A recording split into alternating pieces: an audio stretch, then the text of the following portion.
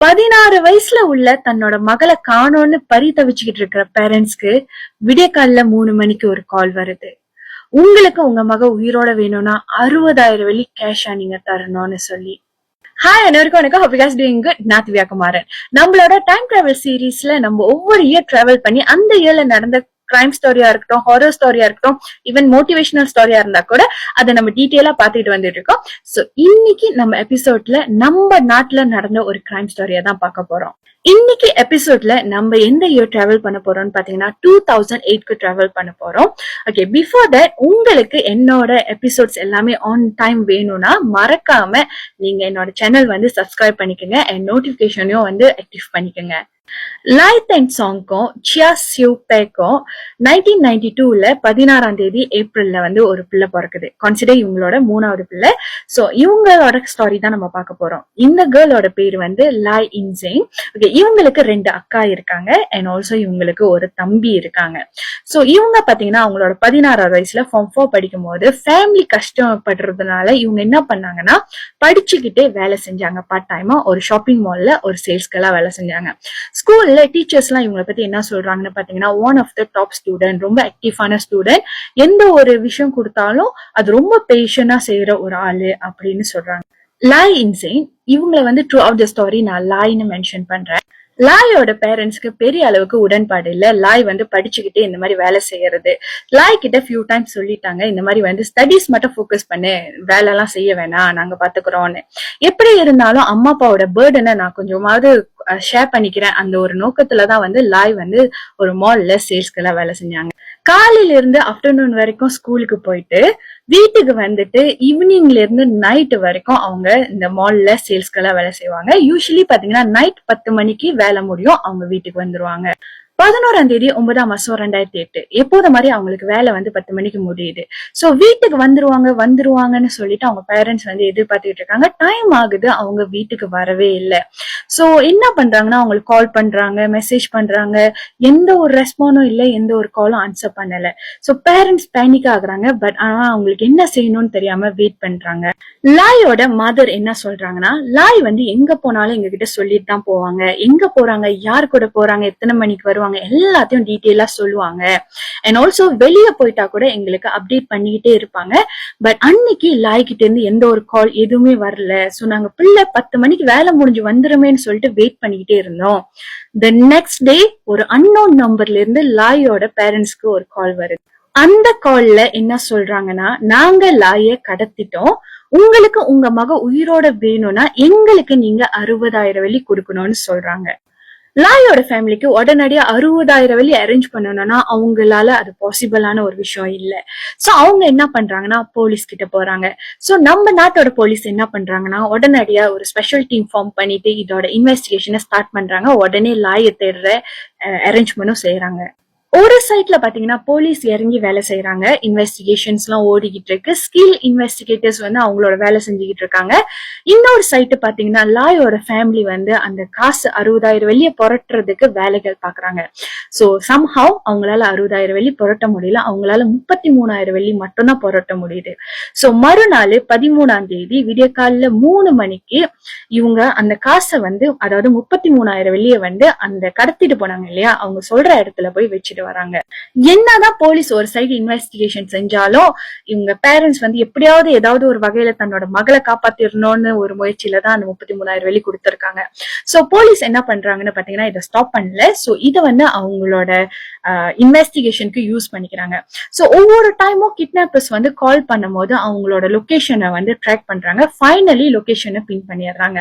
எங்கன்னு பாத்தீங்கன்னா கூலாய் டிஸ்ட்ரிக்ட்ல தான் வந்து இந்த ஜெனரலா இவங்க கால் பண்ற ஏரியாஸ் எல்லாம் வந்து பாத்தீங்கன்னா கூலாயில இருந்து தான் இவங்களுக்கு கால் வந்துகிட்டு இருக்கு. இவங்க இருக்கிறதோ கூலாய் தான்.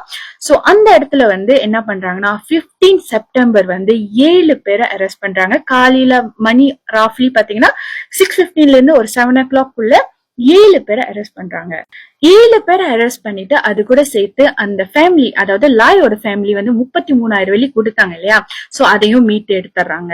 ஃபர்தர் இன்வெஸ்டிகேஷன்ல என்ன தெரிய வருதுன்னா, இந்த கேஸ்ல 4 பேர் தான் இன்வால்வ், மிச்சம் 3 பேர் இன்வால்வ் இல்லைன்னு தெரியுது. சோ இன்வால்வ் இல்லாத அந்த 3 பேரை ரிலீஸ் பண்ணிட்டு இந்த 4 பேர் மேல இன்வெஸ்டிகேஷன் கண்டினியூ ஆகுது. இவங்களையும் கோர்ட் கூட்டு போறாங்க. இந்த 4 பேரும் இருக்காங்க இல்லையா, இந்த 4 பேரும் லாய் படிச்ச ஒரே ஸ்கூல்ல படிச்சவங்க தான். சில பேரு லாயோட வயசுல உள்ளவங்க, சில பேர் வந்து எல்டரா இருக்காங்க. அந்த 4 பேர் யார் யாருன்னு பாத்தீங்கன்னா, உன் சுன் ஹெங் 16 வயசுல அந்த இயர்ல, தென் டே கிம் ஹூ அவரு வந்து 22 வயசு ராஃப்லி, தென் லியோங் சுன் லாங் அவருக்கு வந்து 17 வயசு, தென் ஓங் காய் வாய் அவருக்கு வந்து 16 வயசு. சோ கன்சிடர் பாத்தீங்கன்னா இதுல 3 பேர் வந்து மைனர், ஒரே ஒரு ஆளு தான் அடால்ட். சோ இந்த இன்வெஸ்டிகேஷன்ல என்ன தெரிய வருதுன்னா, இவங்க 4 பேரும் சேர்ந்து லாய வந்து கழுத்தை நெரிச்சு கொலை பண்ணிருக்காங்க. சோ அவங்க பாடி கிடைச்சிச்சுன்னா அது எவிடன்ஸா மாறிடும்னு சொல்லிட்டு அவங்க பாடியை எரிச்சிருக்காங்க. சோ 17ஆம் தேதி 9ஆம் மாசம் 2008ல இந்த 4 பேரும் சேர்ந்து போலீஸ் கிட்ட அந்த இடத்த காமிக்கிறாங்க. ஒரு காட்டுக்கு கூட்டு போறாங்க. அது வந்து குலாய் தமன் புத்திரியில உள்ள ஒரு காடு, கன்சிடர் ஒரு காடுலாம். சோ அங்க கூட்டு போறாங்க. அங்க கூட்டு போயிட்டு லாயோட பாடியை காமிக்கிறாங்க. சோ லாயோட பாடி பாத்தீங்கன்னா அது வந்து கொஞ்சம் டீகம்போஸ் ஆக ஆரம்பிச்சிருச்சு. அட் த சேம் டைம் பாதி பாடி வந்து எரிஞ்சு எரியாம அந்த மாதிரி இருக்கு. தன்னோட மகளை தொலைச்சதே பெரிய துயரம் இல்லையா? ஆனா இதுல இன்னொரு விஷயம் இருக்கு. என்னதுன்னு பாத்தீங்கன்னா, இந்த 4 சஸ்பெக்ட் இருக்காங்க இல்லையா, இந்த 4 சஸ்பெக்ட்ல ஒரு ஆளு வந்து அவங்க ஃபேமிலிக்கு நல்லா தெரிஞ்ச ஒரு பர்சன். இவன் லாய் காணாம போயிட்டாங்கன்னு சொன்னப்ப இவர் வந்து அவங்கள பார்த்து ஆறுதல்லாம் சொல்லியிருக்காரு. கவலைப்படாதீங்க, லாய் வந்துருவாங்க அப்படிலாம். பட் ஆனா வந்து லக்கிலி அந்த பேரண்ட்ஸ் வந்து இந்த மாதிரி போலீஸ் கிட்ட போனது, இந்த விஷயம் எதையும் அவர்கிட்ட ஷேர் பண்ணல. சோ லாயோட மதர் கிட்ட இன்வெஸ்டிகேட் பண்ணும்போது அவங்க ஒரு விஷயம் சொல்றாங்க. சோ அந்த கேங்ல உள்ள யாரோ ஒரு பையனை வந்து லாய் வந்து ரிஜெக்ட் பண்ணிருக்காங்க. சோ இவர் வந்து லாய் கிட்ட ப்ரொபோஸ் பண்ணிருக்காரு, லவ் ப்ரொபோஸ் பண்ணிருக்காரு. லாய் வேணான்னு சொல்லி ரிஜெக்ட் பண்ணிருக்காங்க. சோ இந்த என்டையர் மர்டரே என்ன மோட்டிவ்னு பாத்தீங்கன்னா, லாய் வந்து லவ் ரிஜெக்ட் பண்ணிட்டாங்க. சோ இது கன்சிடர் ஒரு ரிவெஞ்ச்காக செஞ்சது அப்படின்னு ஆயிருச்சு. 25ஆம் தேதி 9ஆம் மாசம் 2008ல இந்த கேஸ வந்து கிட்னாப் அண்ட் மர்டர் கேஸா எடுத்துக்கிறாங்க. சோ இவங்க 4 பேருக்கும் தண்டனை வந்து அதை பொறுத்துதான் வருது. அந்த 4 பேர்ல ஒரு ஆளு வந்து என்னதுன்னா, அவருக்கு எவிடன்ஸ் பத்தல அப்படி இப்படின்னு சொல்லிட்டு அவரு கொஞ்சம் வெளியாயிட்டாரு. சோ இந்த 3 பேர் மேலதான் ரொம்ப ஸ்ட்ராங்கா இந்த கேஸ் இருக்கு. இந்த 3 பேர்ல ஒரு ஆள் மட்டும் தான் அடால்ட், மிச்சம் 2 பேர் வந்து அண்டர் ஏஜ். சோ அவங்க அண்டர் ஏஜ்ல இருக்கிறதுனால நம்ம நாட்டோட சட்டப்படி பாத்தீங்கன்னா அவங்களுக்கு வந்து டெத் பெனால்டி கொடுக்க முடியாது. சோ அதனால என்ன நடந்துச்சுன்னு பாத்தீங்கன்னா, சுல்தான் ஜோஹர் வந்து இன்வால்வ் பண்ணாரு. அவரு சொன்னாரு, நீங்க வந்து அவங்களுக்கு வந்து ரிலீஸ் டேட்னு ஒண்ணு செட் பண்ணவே கூடாது. சோ அவங்க வந்து இதுல ஜெயில தான் இருக்கணும், ரிலீஸ் டேட் செட் பண்ணாம அப்படின்னு ஒரு விஷயம் நடந்துச்சு. நான் இது வந்து சில பிளாட்ஃபார்ம்ஸ்ல படிச்சேன். தென் அதுக்கப்புறம் இவர் இருக்காரு இல்லையா, 22 இயர்ஸ் ஓல்டோட. சோ இஃப் ஐ மிஸ்டேக் அவர் பேர் வந்து தே கிம் ஹாங். சோ இவருக்கு வந்து டெத் பெனால்டி கொடுத்தாங்க. சோ ஹைகோர்ட்டுக்கு போனாங்க, எங்கெங்கயோ போயிட்டு வாதாடி எல்லாம் பார்த்தாங்க. சோ அந்த இதை வந்து முடியவே முடியாது, டெத் பெனால்டி தான் அப்படின்னு சொல்லிட்டு கன்ஃபார்ம் பண்ணிட்டாங்க. லேட்டர் ஆன் நம்ம நாட்டு சட்டத்துல வந்து கொஞ்சம் மாற்றம் வரும்போது இந்த டெத் பெனால்டி இருக்குல்ல, கந்தூங் சம்பை மத்தி, அதை வந்து நம்ம வந்து கன்சிடர் பண்ணலாம். அதாவது அவங்களுக்கு ஒரு வாய்ப்பு கொடுப்போம். மேபி வந்து 35 இயர்ஸ் இல்லாட்டி 40 இயர்ஸ்க்கு குறைச்சிக்கலாம், செபாத்தான் எடுக்கலாம், அந்த மாதிரி வந்து சில விஷயங்கள்லாம் வந்துச்சு. சோ வர்றப்ப என்ன பண்ணாங்கன்னு பாத்தீங்கன்னா, இவரோட கேஸ் வந்து திருப்பியும் ஃபைல் பண்ணாங்க. சோ ஃபைல் பண்ணிட்டு இவருக்கு வந்து என்னதுன்னு பாத்தீங்கன்னா 40 இயர்ஸ் ஜெயிலையும் அதுக்கப்புறம் 17 செபாத்தான் வந்து இது இஷ்யூ பண்ணிருக்காங்க. அதுல 17ல 5 வந்து ஃபார் கிட்னாப், another 15 வந்து மர்டர் செஞ்சதுக்காக. சோ ராஃப்லி அவரோட 62வது வயசுலதான் அவர் ரிலீஸ் ஆகுவாரு, which is 2048 if I not mistaken. So இது பாத்தீங்கன்னா லைஃப் ஃபேமிலிக்கு வந்து இது வந்து ஒரு பயமுறுத்துற விஷயம் மாதிரிதான் இருந்துச்சு. ஈவன் அவங்க ஒரு இன்டர்வியூல கூட என்ன சொல்லியிருந்தாங்கன்னா, அவங்க ரிலீஸ் பண்ணிட்டு எங்களை வந்து தாக்குனா நாங்க என்ன பண்ணுவோம் அப்படி எல்லாம் கேட்டிருந்தாங்க.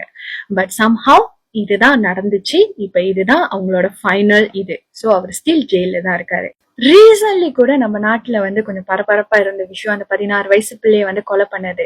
சோ இது ரீசனா மட்டும் இல்ல, இது வந்து 2008லயே நடந்திருக்கு. ஒரு பிள்ளை வந்து லவ் வேணான்னு சொல்லிட்டாங்கன்னா அத வந்து 2008ல வந்து கொலை பண்ணிருக்காங்க. ஆனா இப்ப ரீசனா நடந்தது, the parents declared இல்ல அந்த மாதிரிலாம் இல்ல, என் பொண்ணுக்கு வந்து அந்த பையனை தெரியாதுன்னு சொல்லிட்டு ரீசனா நடந்தது வந்து அவங்க அம்மா சொல்லியிருந்தாங்க.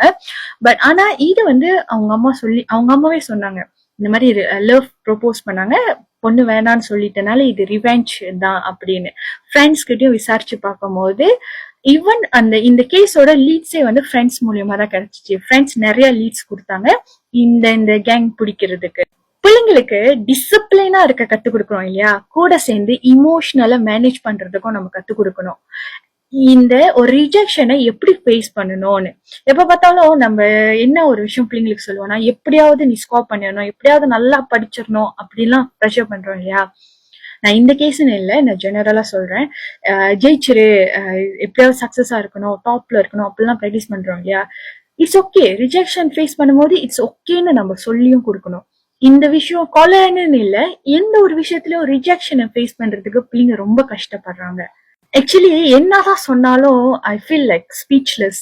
எனக்கு இதுல என்னதான் சொல்றதுன்னு எனக்கு தெரியல. நீங்க என்ன நினைக்கிறீங்க இந்த கேஸ் பத்தி? சோ உங்களுக்கு என்ன தோணுதோ அதை பத்தி சொல்லுங்க. அண்ட் ஆல்சோ அடுத்த எபிசோட்ல என்ன கதை பேசலாம்னு சொல்லிட்டு கீழே போடுங்க.